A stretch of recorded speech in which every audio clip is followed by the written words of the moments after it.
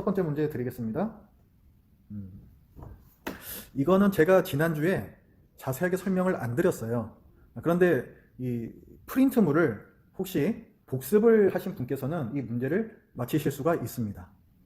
그래서 좀 난이도가 있는 문제지만 제가 한번 낼 테니까 맞춰보십시오. 악성 피부병에 걸린 사람, 그리고 악성 곰팡이가 핀 건물을 부정하다라고 하는 이유가 무엇일까요? 자, 우리가 지금까지 정과 부정을 어떤 기준으로 나누었는지 그걸 잘 생각하시면서 잘 맞추셨습니다. 악성 피부병이라고 나오는데요. 뭐 나병이라고도 해석을 하는데 민수기 12장 12절 한번 보십시오. 이게 뭐냐면요. 그 미리암이요. 모세한테 막 뭐라 했다가 그러다 이제 벌 받는 거거든요. 그래서 문둥병에 걸리잖아요. 그러니까 아론이 모세한테 얘기를 하거든요. 그러니까 미리암이 살이 반이나 썩어 모태로부터 죽어서 나온 자같이 되지 않게 하소서. 이게 좀 나병에 걸렸어요. 하나님께서 치셔가지고. 그러다 뭐라고 얘기하냐면은 모태로부터 죽어서 나온 자같이 되지 않게 하소서. 이렇게 얘기한단 말이에요. 그러니까 이 나병 환자를 봤을 때, 악성 피부병에 걸리는 사람을 봤을 때 죽어서 나온 사람, 시체, 사체와 비슷해 보이기 때문에 그래서 부정하다라고 얘기를 합니다. 한편 악성 곰팡이가 핀 건물들은 곰팡이가 보통 이제 어둡고 축축한 곳에 피잖아요. 그래서 무덤을 연상케 한다. 죽음과 가깝기 때문에 그래서 곰팡이가 핀 건물도 부정하다. 이렇게 봅니다. 죽음과 가깝기 때문에 그래서 부정하다라고 얘기를 하는 거예요. 자, 그러면 오늘 내용을 같이 보시겠습니다. 오늘은 교재 22장입니다. 레위기로는 18장에서 20장까지 내용인데요. 18장부터 20장까지는 성결법이라고 부릅니다. 보통 성결법. 우리가 11장부터 15장까지는 생명과 죽음을 기준으로 정과 부정을 계속 얘기했었잖아요. 이거는 정결법이라 그래요. 의식법 또는 정결법이라고 얘기합니다. 그런데 레위기 18장부터 20장까지는 윤리와 관련된 법이에요. 그래서 성결법. 우리가 뭐 성화 뭐 이런 거 얘기하잖아요. 그런 식으로 성결법이라고 얘기를 해요. 도덕, 윤리와 관계가 되어 있습니다. 이게 레위기의 구조였죠. 보면은 교차 대조구조라고 해가지고 양 끝에서부터 가운데로 집중이 되죠. 데칼코마니처럼 딱 접은 듯한 그런 구조를 보여줍니다. 대칭 구조를 보여줘요. 그래서 가운데에는 16장, 17장 해서 속죄일과 피가 나오고, 그 다음에 11장부터 15장, 그 다음에 18장부터 20장, 요거는 그 가운데 속을 끼고 아래 위로 이렇게 딱 싸고 있어요. 그래서 11장부터 15장까지는 의식적 정결법이라고 부르고 18장부터 20장까지는 윤리적 정결해서 성결법이라고 부릅니다. 이런 구조를 알고 계시면요, 레위기를 보실 때 편해요. 얘가 중구난 방식으로 막 쓴 게 아니고 이런 구조를 가지고서 뭘 말하기 위해 썼구나, 이걸 우리가 이해할 수가 있습니다. 오늘 우리가 보는 레위기 18장부터 20장까지는 거룩을 위한 윤리적 정결이에요. 성결법. 그러니까 의식적 정결법과 대칭이 되는 그런 본문이 되겠습니다. 그리고 여기서 보면은 11장부터 15장까지의 정결법하고 18장부터 20장까지의 성결법 사이에 속죄일과 피가 있는데, 요렇게 볼 수 있겠죠. 정결법을 내가 지키지 못했다. 혹은 내가 성결법을 지키지 못했을 때에는 어떻게 하느냐? 그때는 이제 죄의 문제를 해결하기 위해서 속죄일과 피가 필요하죠. 그러니까 하나님의 율법을 지키는데 실패했을 때 어떻게 회복될 수 있는지 그거를 갖다가 나타내주는 구조인 거예요. 그 구조를 우리가 기억을 하면서 프린트 다시 보시겠습니다. 성결법을 지키지 않으면 아주 큰 벌을 받아요. 성결법 우리가 이제 내용을 보겠지만은 주로 가정과 사회를 유지하기 위한 법들입니다. 이게 깨지면은 가정이 완전히 풍지박산이 나요. 그리고 사회도 무너집니다. 그렇기 때문에 여기 레위기 18장부터 20장까지의 많은 율법들이 이것을 지키지 않으면 반드시 죽으리라, 백성 중에서 끊어지리라, 이렇게 아주 엄중하게 경고를 합니다. 그 이유는 하나님의 백성 공동체를 유지하기 위한 법이기 때문에 그래요. 이걸 안 지키면은 공동체가 무너집니다. 그만큼 중요하다는 거죠. 그게 성결법입니다. 18장부터 20장까지라 그랬는데 이 중에서 처음과 끝, 18장과 20장은 가정과 관련된 법이 나오고요. 그 가운데 끼어있는 19장은 사회를 유지하기 위한 법이 나옵니다. 그럼 먼저 우리가 18장과 20장을 먼저 보겠습니다. 가정과 관련된 윤리법이에요. 특히 불법적인 성관계를 아주 엄격하게 금지하고 있습니다. 18장 3절 보시면요. 하나님께서 이 법을 주시는 이유를 대해서 이제 말씀을 하시는데 18장 3절 너희는 너희가 거주하던 애굽 땅의 풍속을 따르지 말며 내가 너희를 인도할 가나안 땅의 풍속과 규례도 행하지 말고 이렇게 시작을 합니다. 여기에 애굽이 나오고 가나안이 나오죠. 애굽은 지금 출애굽한 백성들이 살았던 곳이고 가나안 땅은 출애굽한 이스라엘이 들어갈 땅이죠. 그러니까 둘 다 이방 땅이면서 이스라엘 백성이 지금까지 굉장히 익숙하고 또 앞으로 들어가게 되면은 또 영향을 받기 쉬운 그런 땅이에요. 근데 그 땅에서 만연된 풍습이 있습니다. 특히 이런 어떤 성과 관련된 부분에 있어서도 이방인들이 아무렇지도 않게 행하던 그런 많은 부분들이 있는데 너희는 그렇게 살면 안 된다라고 하나님께서 엄하게 경고를 하세요. 그래서 18장, 20장이 이제 그 내용인데 18장에는 불법적인 성관계의 사례들이 나오고 20장에는 이걸 어겼을 때의 형벌들이 나와요. 18장은 사례들이고 20장은 형벌들입니다. 18장과 20장의 그 내용을 우리 지금 또 보겠습니다. 먼저 근친상간의 금지 이렇게 나오는데요. 18장과 20장을 보면은 뭐 하체를 범하지 말라 이런 표현이 나오는데 좀 우회적인 표현이죠. 성관계에 대한 이제 표현인데 그 대상에 대해서 말할 때 보면은 다 어떤 친족 관계에 대해서 얘기를 하고 있습니다. 구약 성경에서는요, 뭐 지금도 마찬가지지만은 이 성관계라는 것은 부부 간의 성관계를 합법화합니다. 그것이 정당시가 되고 그 외의 성관계들은 다 불법으로 취급을 해요. 그렇기 때문에 성관계를 금지를 한다라는 것은 그것은 곧 결혼 자체도 금지를 한다 이렇게 보시면 돼요. 그러니까 지금 레위기 18장과 20장에서 누구와 누구의 하체를 범하지 말라라고 얘기를 하는 것은 그 사람과는 결혼할 수 없다 이거하고 똑같은 내용이에요. 그래서 요 본문을 보실 때 단순하게 그냥 뭐 성관계를 하지 말라 이게 아니라 하나님께서 그 당시에 제정하셨던 결혼이 가능한 그 범위가 어디까지였는지 그거를 같이 보셔야 돼요.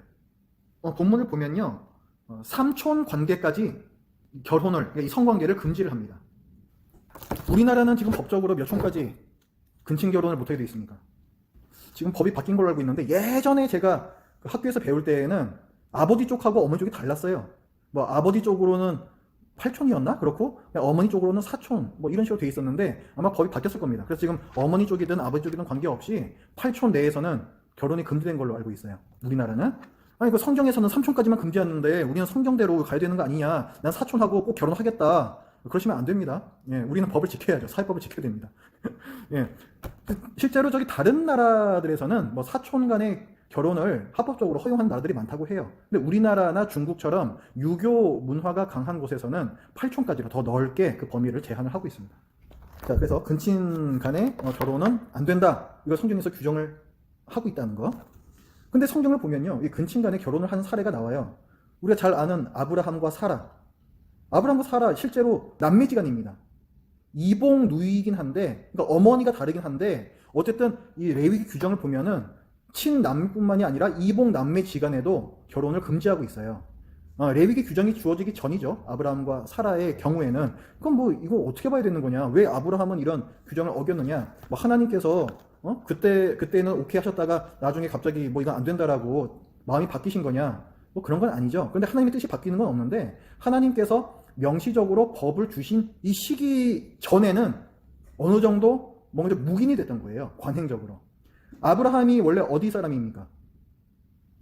이스라엘의 조상이라고 부르는 아브라함은 원래 갈대아 우르 사람이라고 나오고 있죠. 갈대아가 어디냐면은 그 유프라테스 강, 티그리스 강 거기 있는 메소포타미아 그쪽 지방이란 말이에요. 그쪽 이방 지역입니다. 원래 그 이방 지역에 살던 사람이에요. 근데 이 사람이 하나님의 부르심을 받아가지고 그러면 어디로 가요? 가나안으로 가죠. 가나안 땅으로 가라. 내가 지시한 땅으로 가라 해가지고 가나안 땅으로 간단 말이에요. 근데 그 가나안에도 누군가 살고 있었어요. 원주민들이. 이방인들입니다. 거기도. 근데 이 메소포타미아도 그렇고 가나안도 그렇고 다 근친 결혼을 하던 문화였어요. 그렇기 때문에 그런 문화에 익숙해 있었던 아브라함은 자기 이복 누이인 사라와도 결혼을 합니다. 그때는 명시적으로 결혼을 이복 누이와는 안 된다라는 규정이 이제 없었기 때문에 이제 그게 가능했던 거죠. 그리고 뭐 아브람뿐만이 아니라 뭐 나홀이라는 사람도 있잖아요. 그 다음에 뭐 롯, 그리고 뭐 르우벤, 야곱의 아들, 뭐 이런 사람들도 근친 간의 결혼 혹은 부정적인 의미의 그 성관계를 갖습니다. 근데 이런 사람들 역시도 레위기 이전에 좀 관행적으로 묵인이 되었던 사례다, 이렇게 우리가 이제 봐야 돼요. 하지만 레위기가 율법으로서 주어진 이후에는 이것이 명시적으로 금지가 되었습니다. 자, 그리고 레위기 18장과 20장에 이제 다른 또 금지된 성관계들이 이제 나오는데요. 생리 중인 아내와는 성관계를 하지 마라. 우리가 이건 정결법 할 때 한번 다뤘었죠. 생리 중일 때는 피잖아요. 피기 때문에 죽음을 연상케 하는 것이고, 어떤 생명의 유출로 보아서 생리 중인 아내와 성관계를 할 때에는 부정한 상태가 됩니다. 이게 가장 큰 이유고, 그 다음에 아내에 대한 배려 측면도 있었다라고 보여져요. 또 간통은 가정을 파괴하죠. 사실 이것은 성경에서만 말하는 바가 아니라 당시 뭐 이방 나라들에서도, 그리고 이 시대를 초월하여서 오늘날까지도 이 간통에 대한 부분은 금기사항입니다. 엄격하게 사회법으로 금지를 하고 있죠. 성경에서도 이 부분에서 얘기를 하고 있고요. 그 다음 동성애의 경우에 메소포타미아, 그 다음 이집트, 가나안에서 만연했다라고 전해집니다. 그 당시에. 하지만 이스라엘은 동성애를 엄격하게 금지합니다. 왜냐하면 아까 말씀드렸듯이 성관계는 부부 간에 그것이 합법화되는 것이고, 그리고 창세기에서 남자와 여자가 한 몸 될 것을 하나님께서 규정하고 계시기 때문에 그렇습니다. 그래서 이 동성애도 하나님께서는 엄격하게 금지를 하십니다. 그 다음 수간, 이건 참 입에 올리기도 참 거북스러운 그런 것들이죠. 이제 수간, 짐승과의 성관계가 되겠습니다. 뭐 다른 이방 국가들에서도 일부 이것이 행해졌다고 해요. 뭐 보편적이지는 않았으나, 그러나 당시 여러 문화권에서 일부 허용되기도 했었습니다. 이것은 뭐 하나님의 창조 질서를 거스르는 거죠. 이것도 종간의 경계를 무시하는, 그걸 넘어가 버리는 행위입니다. 그리고 몰렉의 자녀를 바치는 행위. 몰렉이라는 것은 암몬 족속이라고 있어요. 이 암몬 족속이 섬기던 신입니다. 뭐 밀곰이라고도 얘기하고 뭐 여러 가지 명칭으로 불리는데요. 이 성경에서는 이제 몰렉의 자녀를 바치지 마라, 이렇게 말씀을 해요. 그리고 이 말씀을 할 때에 점술, 초혼술, 점술은 뭐 우리나라에서도 점 보는 거 있잖아요. 점을 봐서 앞으로 무슨 일이 일어날 건지를 알아내거나, 혹은 부적을 갖다가 붙여서 나한테 일어날 애군을 막고 복을 불러들이는 그런 것들을 이제 점술이라고 하는 거죠. 그 다음에 초혼술, 초청한다, 혼을 초청한다, 이런 것을 금지하면서 몰렉의 자녀를 바치지 말라, 이렇게 얘기를 해요. 학자들이 이제 생각하기로는 몰렉이 이방 신인데 또 지하 세계의 신으로 아마도 간주를 했던 것 같아, 이렇게 봅니다. 그래서 몰렉에다가 자기 자녀를 제물로 바쳐요.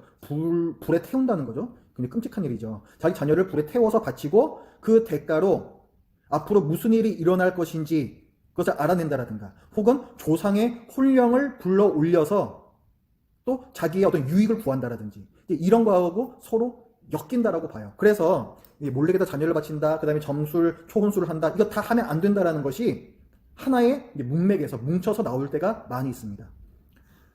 이것은 굉장히 악한 거죠. 일단 하나님께서 주신 자녀를 이방신에게, 하나님께도 마찬가지고요, 이방신에게 불에 태워서 바친다, 이거는 굉장히 악한 짓입니다. 뭐 설명드릴 필요가 없는 거고요. 그리고 이 점술과 초혼술의 경우에도 악해요. 여기 계시는 분들 중에서는 혹시 뭐 점 보시는 분 안 계시겠죠? 점 보시면 안 됩니다. 왜냐하면은 점이라는 것은 미래를 예측하고 그리고 미래를 조종하는 거예요. 나쁜 것은 쫓고 좋은 일을 나한테로 불러들이겠다, 미래를 조종하고 싶어 하는 그 욕구에서 나오는 거거든요. 그런데 이 뭐 미래를 내가 알고 싶다라든가 미래를 내 마음대로 조작하고 싶다라고 하는 거는 하나님의 다스리심을 부정하는 행위입니다. 이 세상을 나 중심으로 돌아가게 만들고 싶어 하는 거죠. 그래서 하나님께서는 이것을 믿음이 없는 행위로 보시고, 또한 하나님을 멸시하는 행위로 보십니다. 그래서 이런 점술, 초혼술, 이런 거는 굉장히 악한 거예요. 절대 점 보시면 안 됩니다. 성경에서는 힘든 일이 있을 때에는 하나님께 기도하며 하나님을 신뢰하며 기다리라고 말씀을 해요. 그것이 하나님과 우리 신자 사이의 인격적인 관계입니다. 우상 숭배는 성경에서 종종 간음이라고 표현이 돼요. 성경에 이제 그 나오는 표현이 하나님과 그 백성 사이를 남편과 아내라고 많이 표현을 합니다. 선지서나 아니면 뭐 시편이나 이런 데서 보면은 하나님을 남편으로, 그리고 그 백성은 신부로서, 아내로서 많이 표현을 해요. 결혼 관계에 비유를 한다는 거죠. 언약 관계로 맺어졌기 때문에 그렇습니다. 그런데 이 백성이 하나님만 섬기지 않고 다른 이방신을 같이 섬겨요. 아예 이방신으로 홀딱 넘어가 버리면 그나마 괜찮겠는데 그러지도 않아요. 하나님도 섬기면서 또 한편으로는 이방신도 섬깁니다. 양다리 신앙이라는 거죠. 이 양다리 신앙, 이것을 하나님께서는 간음이라고 표현을 하세요. 네가 간음을 저지른다. 이스라엘 백성은 그렇게 질타를 많이 하십니다. 그러니까 지금 몰렉에게 뭐 자녀를 바치는 우상숭배는 곧 음행이 되는 것이고, 그것을 육체적인 음행, 간음하고 같은 맥락에서 쭉 설명하는 것은 자연스러운 거죠. 그래서 레위기 18장과 20장에는 가족 간에 혹은 뭐 또 어떤 다른 불법적인 육체적인 성관계를 얘기하면서 영적인 간음에 대해서도 함께 얘기를 합니다. 다 금지되는 거죠. 이 모두가 거룩한 백성으로 살기 위해서, 그리고 거룩한 공동체를 유지하기 위해서 필요한 율법들입니다. 지금까지 여러 가지 금지된 성관계들을 사례를 봤는데요. 이 중에서 생리 중인 아내와의 성관계, 이거는 부정결하고 많이 관계가 있는 거잖아요. 부정결하고. 지금은 이제 이런 정함, 부정함 이런 거 없습니다. 예수 그리스도께서 오신 이후로는. 그렇기 때문에 생리 중인 아내와 성관계를 하면 부정해진다. 그렇지는 않습니다. 근데 이거를 빼고 나머지 간통, 동성애, 수간, 그다음에 뭐 이방신에게 뭐 자녀를 뭐 바친다, 뭐 초혼, 그다음에 점술, 이런 것들은 오늘날에도 금지가 돼요. 신약에서도 이것들에 대해서는 다 금지를 합니다. 즉 구약, 신약 모든 시대, 모든 지역에서 보편적으로 또 항구적으로 예수님께서 이 땅에 오실 때까지 계속 우리가 지켜야 할 윤리적인 법이 되겠습니다. 자, 문제 하나 더 드리겠습니다. 자, 우리가 지난 시간까지 레위기 11장부터 15장의 정결법을 살펴보았습니다. 정결법의 목적은 무엇일까요? 사실 지금 배우고 있는 성결법도 마찬가지입니다. 정결법과 성결법의 목적은 무엇일까요? 거룩함 때문이에요. 거룩함. 내가 거룩하니 너희도 거룩하라. 그러니까 하나님의 거룩하심을 드러내고 그 백성은 이방인과 다른 모습으로 살기를 원하시는 그런 목적이 있단 말이에요. 그래서 그런 거룩함, 그것이 이제 거룩함인데 그 구별됨과 완전함입니다. 다른 말로 하면은 이것을 위해서 하나님께서는 너희들은 이렇게 살아야 돼, 너희들은 이방 민족과는 이렇게 다르게 살아야 돼 하는 정결법과 성결법을 주셨습니다. 그러니까 우리가 이 레위기를 읽을 때에는 항상 이 거룩함, 하나님 백성의 거룩함, 이것을 염두에 두면서 이 목적으로 이렇게 주셨구나 생각하면서 읽어야 합니다. 자, 교재 23장입니다. 거룩함에 대해서 우리가 방금 얘기를 했는데 도대체 이 거룩한 삶이라는 게 구별된 완전한 삶이라는 게 결국 이게 뭐냐, 요걸 갖다 이제 우리가 공부를 할 거예요. 23장의 제목을 보면은 그 답이 나와 있습니다. 거룩한 삶은 하나님 사랑, 이웃 사랑이다. 결국 사랑이다. 이렇게 얘기합니다. 거룩하게 산다는 건 뭐냐? 하나님을 사랑하는 것이고 이웃을 사랑하는 거예요. 거룩한 백성은 사랑하는 백성입니다. 자, 그 내용을 지금 또 배우겠습니다. 지금까지 우리가 18장과 20장에 나오는 가정을 유지하기 위한 법들을 봤습니다. 근데 그 사이에 끼어 있는 19장은 사회 공동체를 유지하기 위한 법입니다.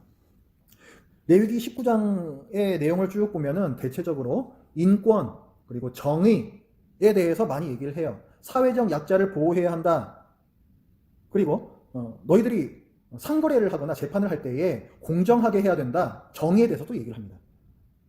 레위기 19장은요, 이게 뭐 이런 법 저런 법이 막 중구난방으로 막 나와요. 그래서 이거 뭐 맥락을 갖다가 이렇게 보시면서 읽으시면은 이해가 안 됩니다. 그냥 여기서 이 내용 얘기하는구나, 저기서 저 내용 얘기하는구나, 이게 막 그냥 지 멋대로 계속 얘기하는 거구나, 이렇게 읽으시면 돼요.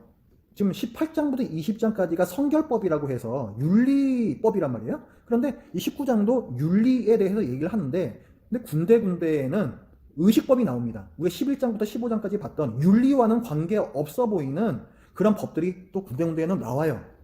근데 이것도 윤리라는 이 측면에서 또한 해석이 가능합니다. 예를 들어서 19장 5절부터 8절까지 보면요, 여기에는 화목제물을 어떻게 먹어야 한다라는 규정이 나와요. 너희는 화목제물을 여호와께 드려야 되는데, 화목제물은 사람들끼리 그 제물을 나중에 나눠 먹잖아요. 근데 그 나눠 먹는 걸 갖다가 그 당일에 먹든가 늦어도 그 다음날까지 먹어야 돼.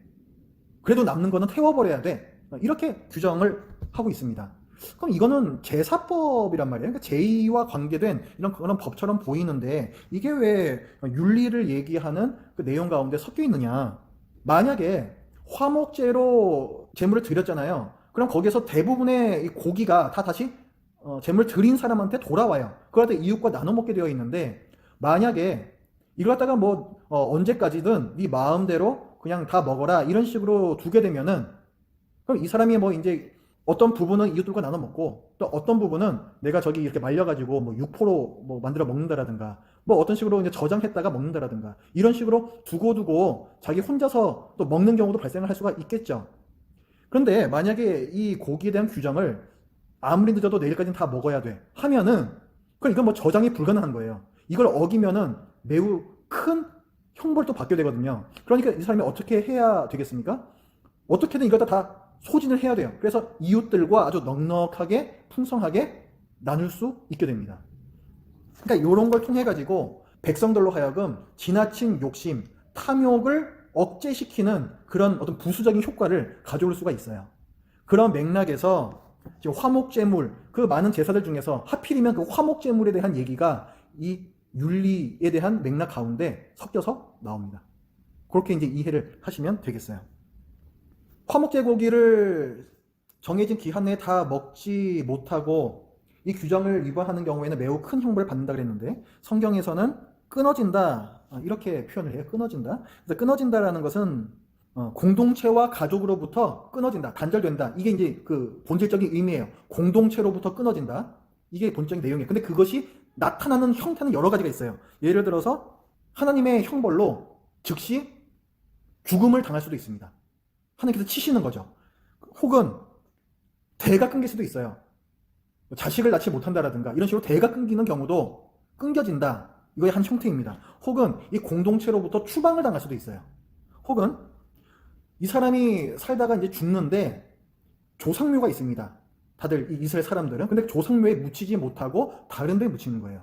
그러니까 이 사람은 죽어서 그 자손들로부터 단절이 되는 거죠. 이런 것들도 끊어짐의 한 형태입니다. 이런 여러 가지. 어쨌거나 이 사람은 공동체로부터 분리가 되는 큰 형벌을 받는 거예요. 그게 끊어짐입니다. 그러니까 화목제물을 적절하게 규정대로 처리하지 못하면 이런 일을 당한다라는 거죠. 그래서 화목제 고기를 언제까지 먹어야 된다라고 하는 이 경고는 탐욕을 억제하고 이것을 공동체와 함께 나눔으로 해서 공동체를 더 단단하게 묶어주는 그러한 역할을 했습니다. 공동체에 대한 법이라고 말씀드렸어요. 19장은. 그래서 공동체에는 잘 사는 사람도 있고 못 사는 사람도 있습니다.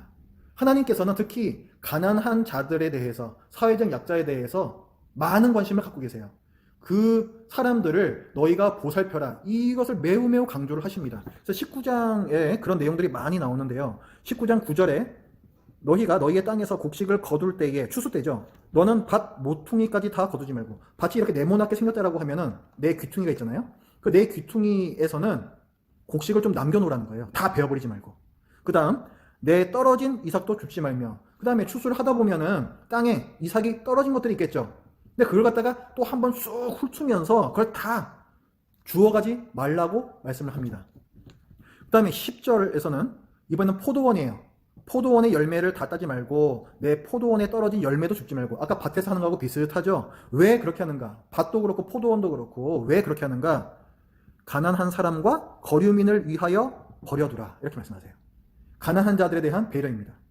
먹을 것이 없는 사람들이 밭에 와서 혹은 포도원에 와서 남은 열매들을, 그리고 땅에 떨어진 열매들을 주워가서 그거로 연명할 수 있게끔 배려하라는 거예요.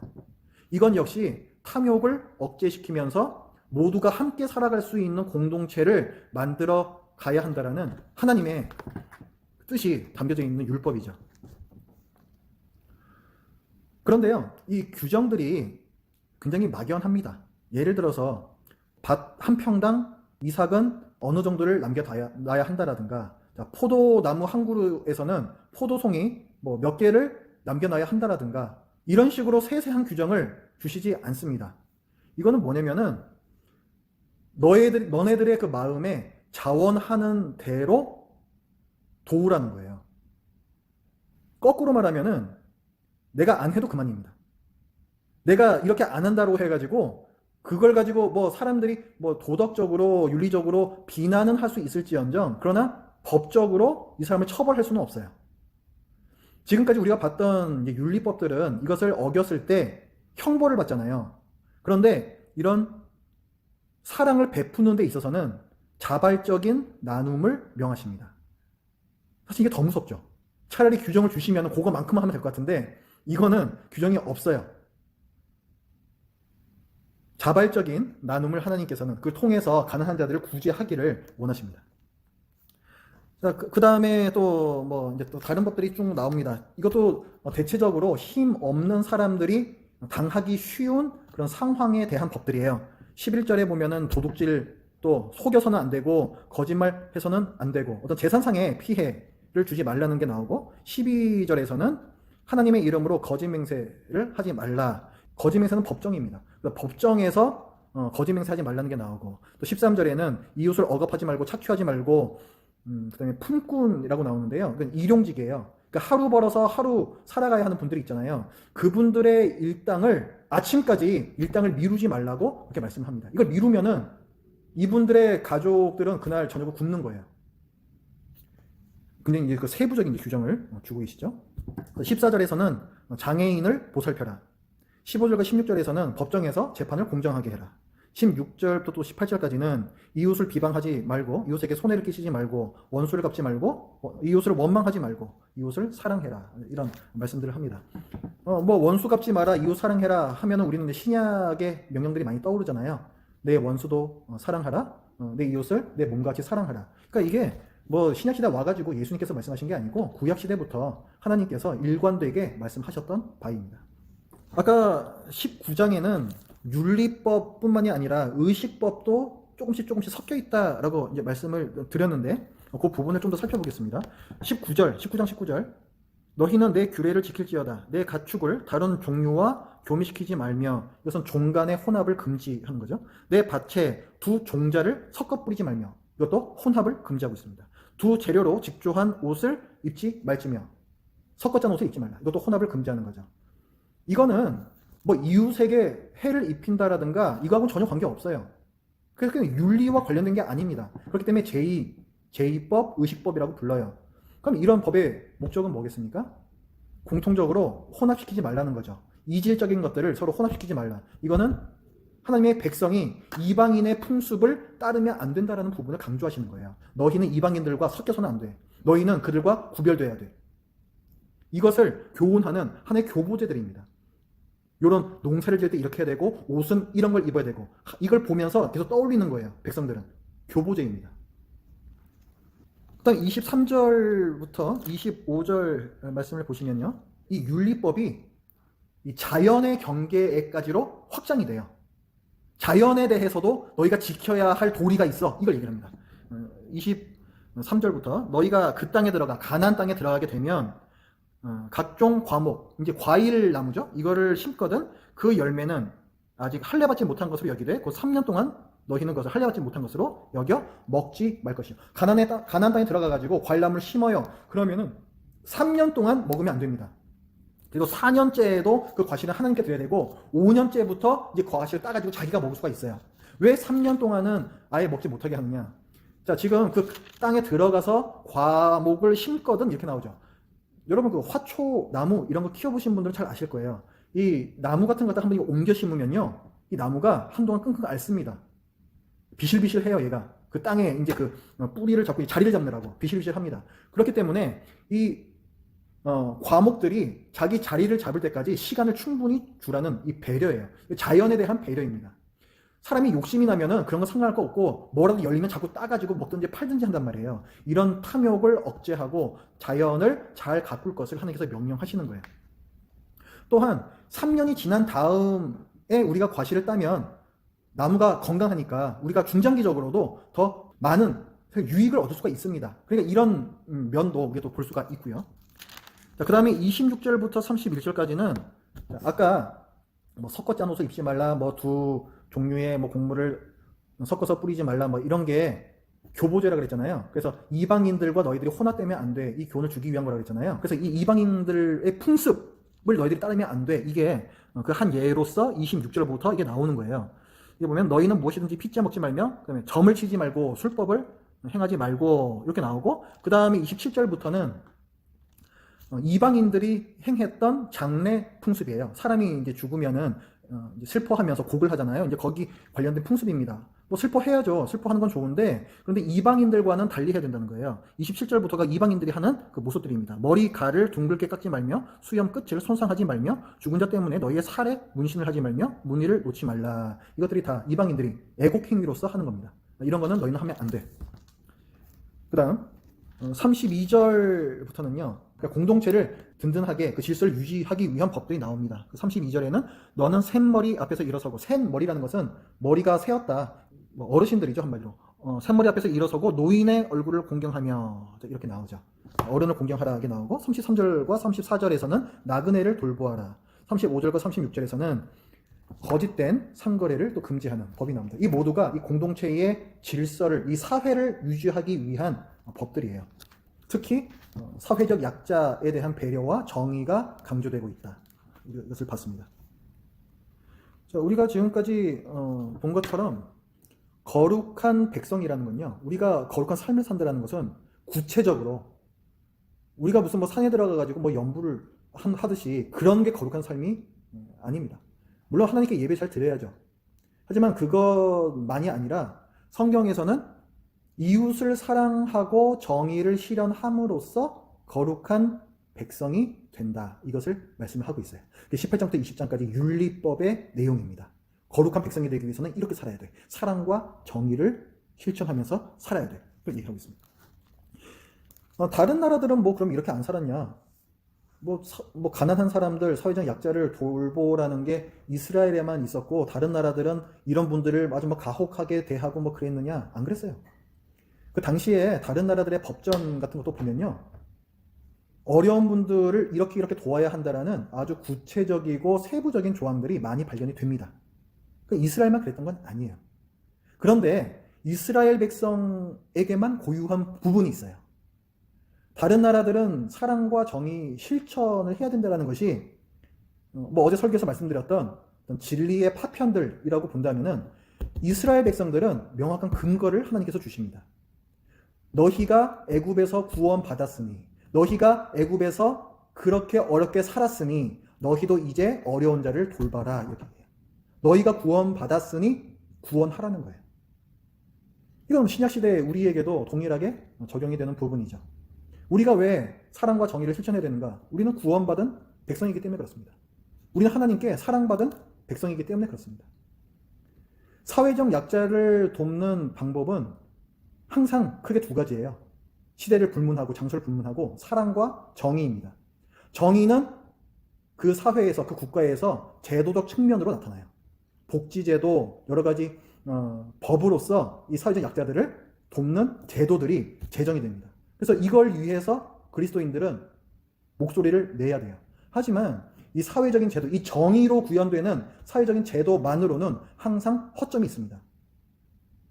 이 우산으로 막아낼 수 없는 구멍들이 있다는 거죠. 그것들은 정부에서 어떻게 제도적인 부분으로 다 막을 수가 없어요. 이 부분들은 뭐 NGO가 됐든 아니면 우리 같은 교회가 됐든 혹은 우리 그리스도인 개인들이 됐든 우리가 사랑으로 접근을 해서 그 부분을 메꿔야 돼요.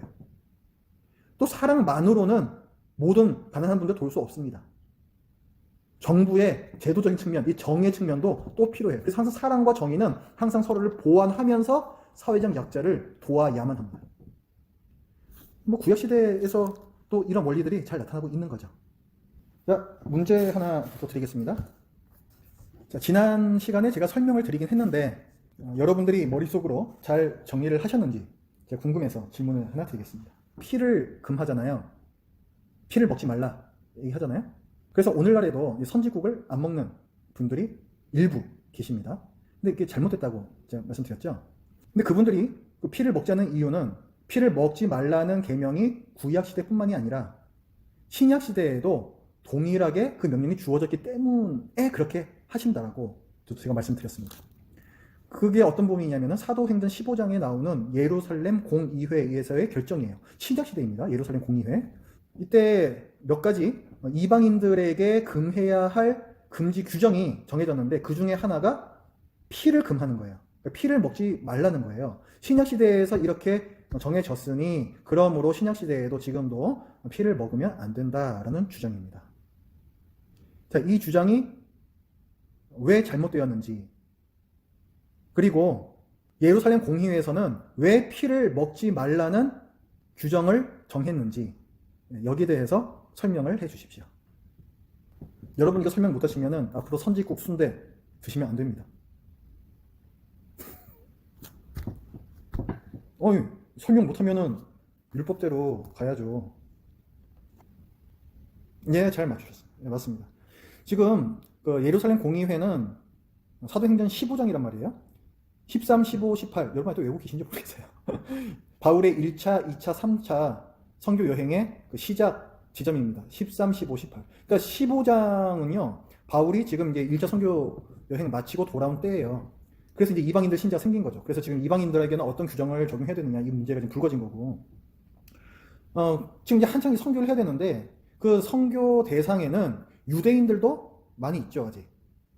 근데 유대인들한테는 이 음식법이라는 게 굉장히 중요한 거란 말이에요. 근데 어릴 때부터 피를 먹지 말라고 계속 교육을 받아왔던 사람들인데 그 사람들한테 이 규정을 다 풀어져 버리면은 시험에 드는 거죠. 그래서 그 당시 상황적인 요소 때문에 그 당시에 한시적으로 임시적으로 피를 먹지 않도록 하는 그런 지침을 준 거예요. 우리가 술, 담배의 문제도 마찬가지라고 얘기했잖아요. 술, 담배 자체는 죄가 아니지만 그러나 그것 때문에 누군가 시험에 걸린다, 걸려 넘어진다. 음식들도 마찬가지고요. 그런 경우에는 내가 그걸 먹는다고 어떻게 되는 것도 아니고 안 먹는다고 어떻게 되는 것도 아니고 그까짓 것 때문에 사람 시험 들게 하느니 난 차라리 그거 안 먹겠다. 그게 바울의 얘기잖아요. 그 맥락인 거예요. 그까짓 안 먹으면 되는 거 아니냐. 그래서 그 맥락에서 그런 규정을 예루살렘 공의회에서 정한 거예요. 유대인을 선교하기 위해서. 그러니까 당시 그 선교가 왕성하게 일어나고 있던 시대였다라는 거, 그 맥락에서 그 부분을 봐야 됩니다. 교재 24장 보겠습니다. 이번 제사장과 제사에 대한 법이 나오는데요. 우리가 다시 이제 그 레위기의 구조를 보면요. 이제 레위기 21부터 22장 거룩한 제사장직이라고 하는 부분 이제 우리가 볼 거예요. 근데 이게 요 교차 대조 구조에서 어디에 해당되냐면은 저 위에 있는 8장부터 10장 거룩한 제사장직 여기와 대칭이 되는 부분이에요. 8장부터 10장까지 우리가 뭐 봤었냐면요. 그 앞부분에서 제사법이 쭉 나오잖아요. 근데 제사법만 있으면 뭐합니까? 제사를 드릴 사람이 있어야지. 그래서 이제 제사장은 어떻게 임명을 해야 되고 이런 것들이 나와요. 그 다음에 이제 성전 공헌식도 같이 합니다. 그러면서 이제 제사가 드려지는 거죠. 그때 이제 제사장에 대해서 얘기했었는데 그게 쭉 이렇게 해가지고 이제 X자 모양으로 해서 이 부분에 와서 다시 제사장 얘기가 또 나오는 거예요. 그래서 여기에는 제사장과 관련된 내용 그리고 제사장이 지켜야 할 규정 여기에 대해서 얘기를 합니다. 레위기 21장과 22장에서는 크게 두 가지를 얘기를 하는데요. 첫 번째는 제사장의 장례 규정과 결혼 규정을 먼저 얘기합니다. 경조사죠, 경조사. 우리가 살면서 흔히 겪는 경조사 아니겠습니까? 결혼식과 장례식. 근데 이 제사장은요, 어떻게 보면 좀 불쌍해요. 다른 사람들처럼 마음껏 슬퍼하지도 못하고 참여할 수도 없는 그런 좀 어떻게 사실 좀 불쌍한 좀 사람들이기도 했습니다. 우리가 지금까지 봤던 것처럼 시체, 동물의 시체도 그렇고 특히 사람의 시체는요 가장 강력한 부정의 근원이었습니다. 정과 부정을 나르는 기준 자체가 생명과 죽음이었잖아요. 그러니까 시체는 죽음 자체예요. 특히 사람의 시체는 가장 강력한 부정결의 원천이었습니다. 이 시체를 만지거나 심지어 시체와 같은 방에만 있어도 부정의 전형이 되었었어요. 그만큼 굉장히 강력했습니다. 우리 성경에 보면은 이 시체를 만졌을 때에 대한 규정이 여러 군데 나오는데 그 이유가 뭐냐면 그만큼 이게 심각한 문제이기 때문에 그래요. 개인적으로도 심각한데 더 심각한 건 뭐냐면은 단체적으로 부정해지는 경우가 있습니다. 어쩔 수 없이. 예를 들어서 우리 집안에서 누가 돌아가셨습니다. 그럼 당연히 장례를 치러야 되잖아요. 그럼 그 가족들과 또 문상 오셨던 분들이나 이런 분들은 어쨌든 그 시체와 가까이 있을 수밖에 없잖아요. 그럼 이런 경우에는 집단 오염이 일어납니다. 부정해진다는 거죠. 또 전쟁이 났어요. 그러면 가가지고 싸워가지고 죽여야 되잖아요. 그렇죠? 내가 안 죽여도 이 지금 전쟁터에는 널린 게 시체란 말이죠. 그러니까 전쟁이 나면은 거기에 참여한 이 군인들은 그냥 이 단체로 다 부정하게 됩니다. 이거는 어쩔 수 없는 경우잖아요.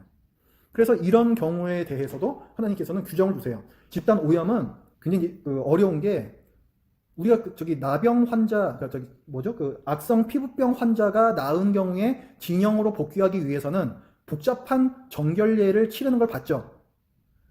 그 악성 피부병 환자가 시체를 연상시키기 때문에 그런 거예요. 그러니까 지금 이 시체를 만지거나 같이 있었던 사람도 이와 다를 바가 없는 그런 수준의 이제 부정한 상태가 이제 된 건데, 지금 단체로 이 사람들 다 부정하게 됐다면 이 사람들을 다 진영으로 복귀시키기 위해서 얼마나 많고 어려운 노력들이 필요하겠습니까? 그래서 하나님께서는 이런 집단 오염 사태에 대해서는 별도의 규정을 주세요. 조금은 그래도 좀 쉽게 이 사람들이 정결케 되어서 진영으로 복귀할 수 있게끔 그런 규정을 따로 주십니다. 민수기 19장 1절부터 10절을 보십시오. 자, 집단 오염 시에 정결하게 하는 방법. 별도의 방법이에요. 이건 개인적으로 쓰는 방법이 아닙니다. 항상 집단 감염이 일어났을 때 준비물이 있어야 되는데요. 19장에 보면, 민수기 19장에 제목이 붉은 암송아지의 죄라고 되어 있죠. 모르겠어요. 이거 뭐 붉은 송아지가 있나 봅니다. 아마 붉은색 송아지도 있는지 모르겠는데, 약간 붉은 암송아지를 죽여서 태워요. 그리고 그 가루를 진영 바깥에다가 보관을 해요. 왜냐하면 집단 오염된 사람들은 이 시체 때문에 부정해진 사람들이잖아요. 이 사람은 진 밖에서 정결케 돼야 되거든요. 그래서 이 암송아지 태운 재도 진 밖에 어디에다가 둡니다. 그 다음에 집단 오염이 된 어떤 케이스가 발생을 했어요. 그러면 이 재를 가지고 물에다가 타요. 그 다음에 이 우슬초로 그 물을 이 집단 오염된 사람들한테 이제 뿌립니다. 일주일 동안에 이걸 2번을 해요. 진 밖에서. 그렇게 일주일이 지나가면 이 사람들은 정결케 돼요. 단체로. 그래서 진영으로 복귀할 수 있게 됩니다. 그러면 이런 경우가 이제 어느 경우에 나오는지, 아까 제가 2가지 경우 말씀드렸잖아요. 장례식 때하고 그다음에 전쟁에 나갔다 왔을 때하고. 그게 어디 나오냐면은 19장 11절부터 먼저 나와요. 사람의 시체를 만진 자는 이래 동안 부정하리니 하면서 이제 죽은 사람의 시체를 만졌을 때 이 얘기가 쭉 나오고, 19장 16절부터 보면은 누구든지 들에서 칼에 죽은 자, 이렇게 나와요. 칼에 죽은 자.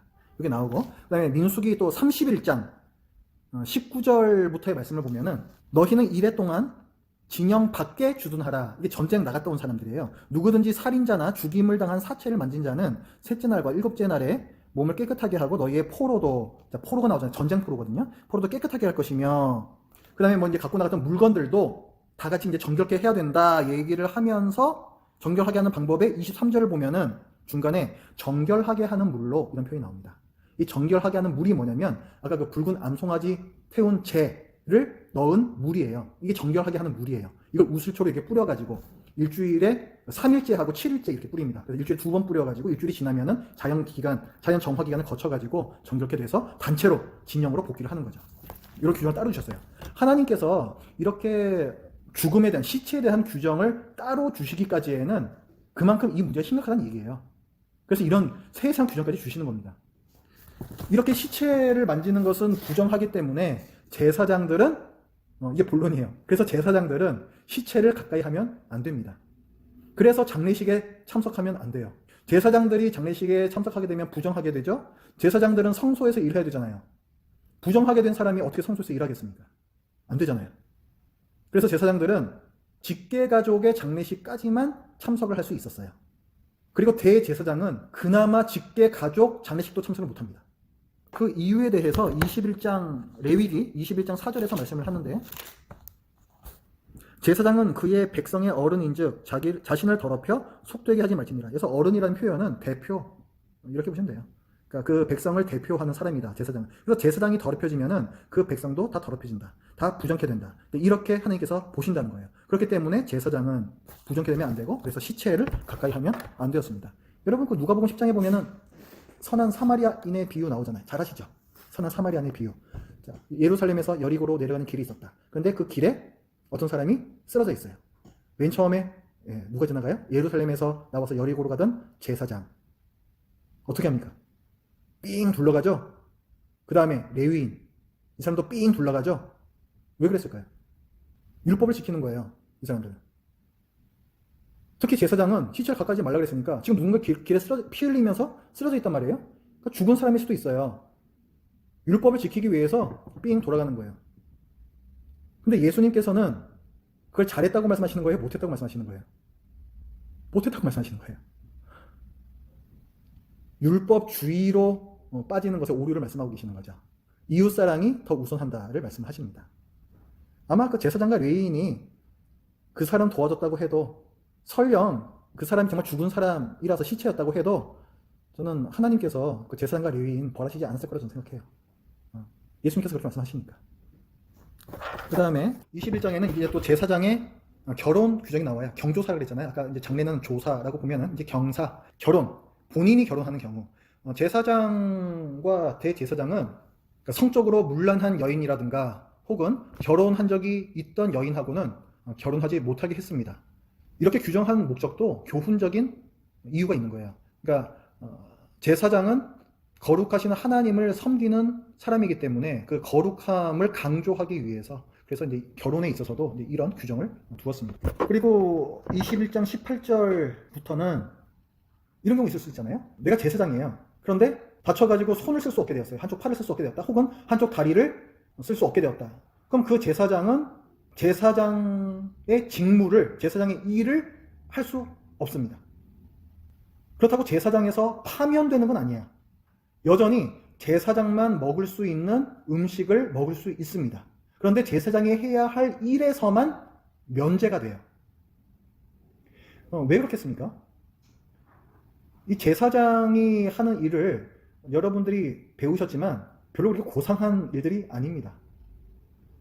특히 헌제자와 함께 제물을 드리는 일은요, 정말 힘이 많이 들고, 그리고 또 제사장이 성소에 들어가서 해야 하는 일은 실수를 하면 안 되는 아주 세심하고 정교함이 필요한 일들이 많이 있어요.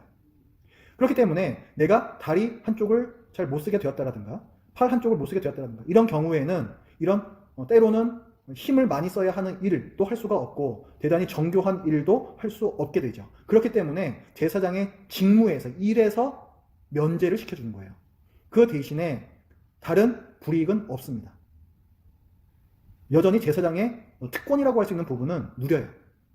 하나님께서는 제사장은 흠이 없어야 한다라는 부분을 말씀하세요. 물론 제사장이 실질적으로 일을 할 수 없다는 부분도 있지만 아까 말씀드린 것처럼 거룩함을 드러내야 하기 때문에 온전함, 흠 없음, 이것 때문에 신체상의 흠이 있으면 직무를 수행하지 못하게끔 규정을 하셨습니다.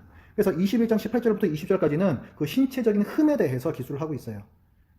앞을 보지 못하는 사람, 그리고 다리를 저는 경우, 또 코가 불완전하다, 더한 지체라고 나오는데, 이 더한 지체라는 것은 이를테면은 뭐 손가락이 한 개 혹은 발가락이 한 개 더 있는 분이 있을 수가 있잖아요. 성경에도 그런 거인들 그런 경우 나오지 않습니까? 지금도 뭐 그런 다지증이라고 하는데 있을 수가 있죠. 근데 뭔지 정확하게는 뭐 알 수는 없으나 어쨌든 더한 지체, 또 부러진 발, 부러진 손, 곱사등, 난쟁이, 백망염, 습진, 버짐, 상한 고환, 이렇게 해서 12가지를 신체적 흠으로 규정을 하고 있습니다. 그리고 이어서 이번에는 제물로 드릴 수 없는 흠이 있는 짐승에 대해서도 12가지를 또 규정을 해요. 똑같이 12가지입니다. 흠 있는 제사장과 흠 있는 제물, 이렇게 12가지의 증상들을 나열을 하고 있어요. 그래서 제물로 드릴 수 없는 그 흠 있는 제물, 이 목록으로는 눈이 먼 것, 상한 것, 배인 것, 종기, 습진, 비루먹음, 더한 지체, 덜한 지체, 상한 고환, 치인 고환, 터진 고환, 배인 고환 해가지고 총 12가지가 나옵니다. 이런 흠 있는 제물들도 거룩하신 하나님께 적합하지 않다라고 하여서 제사장, 이게 지금 제사장에 대한 규정이잖아요. 그러니까 제사장이 그걸 분별하라는 거예요. 물론 헌제자가 집에서 골라서 좋은 제물로 갖고 왔겠죠. 하지만 자기가 발견하지 못한 게 있을 수도 있어요. 그래서 제사장이 최종적으로 이 기준으로 다시 한번 검사를 해야 합니다. 그런데 자원의 화목제, 화목제 세 종류 있죠. 서원의 화목제, 감사의 화목제, 자원의 화목제 있단 말이에요. 감사의 화목제가 그나마 좀 더 강제성이 조금 더 있는 것이고, 자원의 화목제가 가장 강제성이 없는 거예요. 근데 이 자원의 화목제인 경우에는 흠이 조금 있는 제물도 허용을 했습니다. 좀 예외적인 상황이 있었고요. 그러면 자 지금 제사장의 흠에 대해서 또 제물의 흠에 대해서 우리가 쭉 이제 봤는데 요거의 의미는 제가 지금 다 말씀드렸습니다. 하나님은 거룩하시기 때문에 거룩 완전한 흠 없는 제사장이 흠 없는 제물을 올려 드려야 한다. 요런 교훈적인 의미가 있는 거고요. 그런데 신약 시대에 오면서 이것들도 다 폐지되었죠. 왜 그래요? 흠 없는 제사장이시며 흠 없는 제물이신 예수님께서 오셨기 때문입니다. 그래서 예수님께서는 완전한 영원한 제사를 드리심으로 자기 몸으로 또 자기가 친히 제사장이 되셔서 그래서 더 이상 제사 자체가 없어졌어요. 그래서 제사장도 없습니다. 카톨릭에서 미사를 드리죠. 개신교에서 거기에 대해서 비판을 하는 이유가 뭐냐면 제사 형식으로 드려요. 더 이상의 제사는 없는데 제사 형식으로 드리기 때문에 그래서 비판을 합니다. 뭐 나중에 기회가 있으면 좀 더 자세하게 우리가 살펴볼게요. 어쨌거나 그래서 지금 이 시대에는 더 이상 제사도 없고 더 이상 흠 없는 제사장 그런 개념도 없습니다. 목사가 제사장 아니에요. 혹시라도 목사를 제사장처럼 생각하신다고 해도 흠 없는 신체적으로 흠이 없는 사람이 뭐 그런 목사가 돼야 된다. 그런 것도 말이 안 됩니다. 예수님께서 모든 것을 다 이제 폐하셨거든요. 그런 거 없어요. 그리고 22장입니다. 22장 레위기 22장에는 이제 제사장이 먹을 수 있는 음식에 대한 규례가 나와요. 제사장은 뭐 먹고 살까요? 제사장은요 아무거나 먹을 수도 없어요. 제사장은 백성들이 하나님께 드리기 위해서 갖고 온 헌물, 제물 이걸로 먹고 삽니다. 그걸 성물이라고 해요. 성물. 성물은요 두 가지 종류가 있는데 제단에 올렸던 제물이 있고요. 제단에는 올리지 않았던 그런 또 성물이 있어요. 제단에 올렸던 거는 우리가 지금까지 봤던 그 번소, 화속소 뭐 이런 거 있잖아요. 번소, 화속소. 그때 나왔던 그 제물들입니다. 여기에서 우리가 레위기 규정을 보면은 제사장이 먹을지니라, 제사장이 먹을지니라 이런 표현이 계속 나와요. 근데 번제물의 경우에는 번제는 다 태우는 거죠. 남는 게 없어요. 그러니까 여기서 뭐 제사장이 먹고 말고 할 건 없습니다. 그다음에 소. 자, 소제물에는 두 가지 종류가 있잖아요. 가루로 된 소제물이 있고 이걸 뭐 떡이나 뭐 지지거나 이렇게 전을 만들거나 한 그런 소제물 두 종류가 있습니다. 그런데 공통적으로 이 중에서 일부만 뭐 소제물도 이렇게 손바닥으로 이렇게 위에 한 움큼 떠가지고 그걸 갖다가 태우잖아요. 그럼 나머지 부분 그 다음에 떡이나 전병도 마찬가지죠. 이것도 그런 일부만 하나님께 태워서 드린단 말이에요. 나머지 부분이 남잖아요. 이런 나머지 부분들은 제사장들이 먹습니다. 그 다음에 번소, 화목제물. 화목제물에서는 제사장의 몫이 어디일까요? 가슴과 오른쪽 뒷다리. 이게 화목제물에서 제사장 몫이에요. 그 다음 번소화, 속속. 속죄제, 속건제는 동일한데요. 다 죄를 이제 처리하는 거죠. 여기서는 이제 하나님께 올려드리는 그 화제 3종 세트가 있습니다. 기름이니 뭐 내장이니 뭐 이런 간꺼풀이니 이제 화제 3종 세트가 있고, 그다음에 가죽은 뭐 다 태워버려야 되고 뭐 이런 식으로 하면서 고기가 나와요.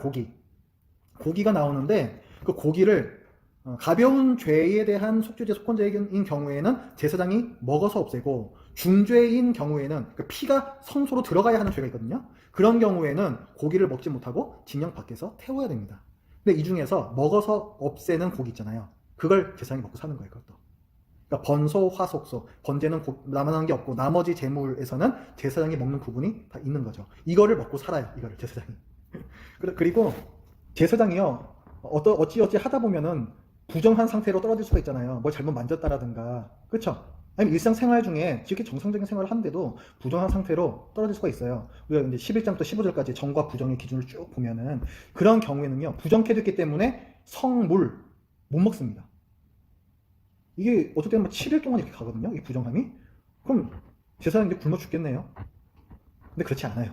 그럴 때에도 제사장이 먹을 수 있는 성물이 있습니다.